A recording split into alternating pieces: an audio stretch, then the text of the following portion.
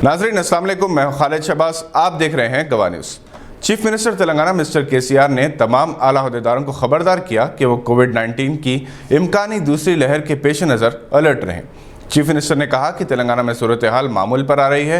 ज़्यादा से ज़्यादा टेस्ट करवाने के बावजूद कोविड से मुतासरीन की तादाद कम होती जा रही है। सेहतियाब होने वालों का तनासब 94.3% है। मरने वालों की शरह बहुत कम है। इसके बावजूद हुकूमत ने एहतियाती तदाबीर इख्तियार करते हुए हाई अलर्ट किया है, क्योंकि दिल्ली, राजस्थान, महाराष्ट्र और मध्य प्रदेश में अचानक कोरोना की दूसरी लहर शुरू हो गई है। मजलिस की इंतखाबी मुहिम पूरी शिद्दत से जारी है। बैरिस्टर असदुद्दीन अवैसी ने चार मीनार हल्के में पैदल दौरे किए और आवाम से मुलाकात की। इस हल्के के मुख्तलिफ वार्ड्स के मजलिसी उम्मीदवारों को वोट देने की अपील की गई। मिस्टर केटीआर ने कहा कि भारतीय जनता पार्टी भारत देश को ही बेचने की कोशिश कर रही है। अगर इन्हें मौके फराहम किए गए तो वह हैदराबाद को भी बेच डालेंगे। तेलंगाना भवन में मुनक़िदा मीडिया कॉन्फ्रेंस से खिताब करते हुए इन्होंने कहा कि सभी जानते हैं कि बीजेपी को मुसलमानों के खिलाफ कितनी नफरत है। क्या ये बीजेपी नहीं है जिसने हाल ही में टीआरएस के खिलाफ चार्जशीट जारी की थी?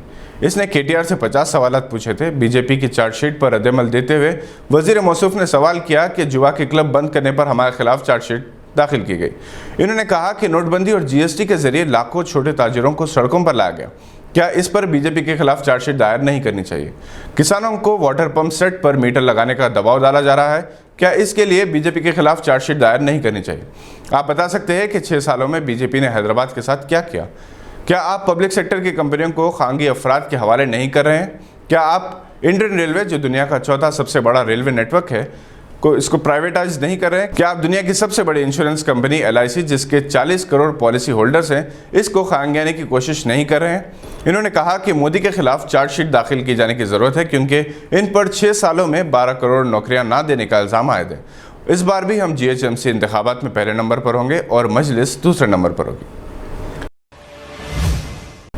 कांग्रेस ने सैलाब से मुतासरा हर एक खानदान को 50,000 रुपये और मुकम्मल तबाहशुदा मकानात के लिए 5 लाख रुपये और जिस्मी तौर पर नुकसान पहुंचने वाले मकानात की तामीर के लिए 2.5 लाख रुपये की इमदाद का ऐलान किया है, जबकि सैलाब में हलाक होने वाले हर फर्द के ख़ानदान को 25 लाख रुपये एक्स ग्रेशिया देने का अपने इलेक्शन मैनिफेस्टो में ऐलान किया, जो आज ही जारी किया गया।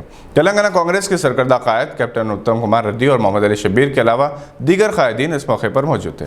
कांग्रेस ने कोविड-19 के इलाज को आरोग्यश्री के तहत लाने का ऐलान किया, जबकि गांधी, उस्मानिया, नीलोफर और दूसरे हॉस्पिटल्स मेयार को बेहतर बनाने और बस्ती दवाखानों की तादाद 450 तक पहुंचाने का भी वादा किया।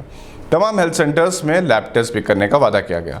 कांग्रेस के इंतखाबी मंशूर में हैदराबाद को साफ सुथरा और आलूदगी से पाक बनाने, मूसा नदी की सफाई और इसके किनारे टूरिज्म सेंटर्स कायम करने का ऐलान किया गया।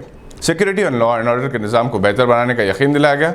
लगभग 200 से ज़्यादा वादे इस इंतखाबी मंशूर में किए गए हैं।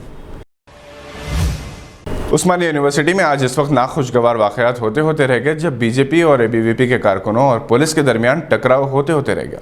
बीजेपी लीडर तेजस्वी सूर्या तेलंगाना के शहीदों को खिराज अक़ीदत पेश करने के लिए उस्मानिया यूनिवर्सिटी के अंदर दाखिल होना चाहते थे, मगर पुलिस ने दरवाजे बंद कर दिए थे। ABVP और भारतीय जनता युवा मोर्चा के कारकुनों ने ताकत के जोर पर दरवाजे खोले और अंदर दाखिल हो गए और तेलंगाना के शहीदों को सलामी दी।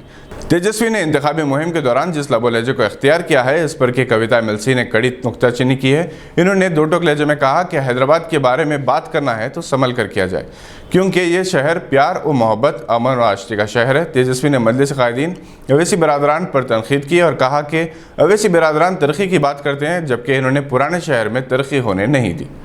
ये थी आज की चंद अहम खबरों पर नज़र। हम फिर हाजिर होंगे ऐसी कुछ खबरें लेकर। देखते रहिए गवाह।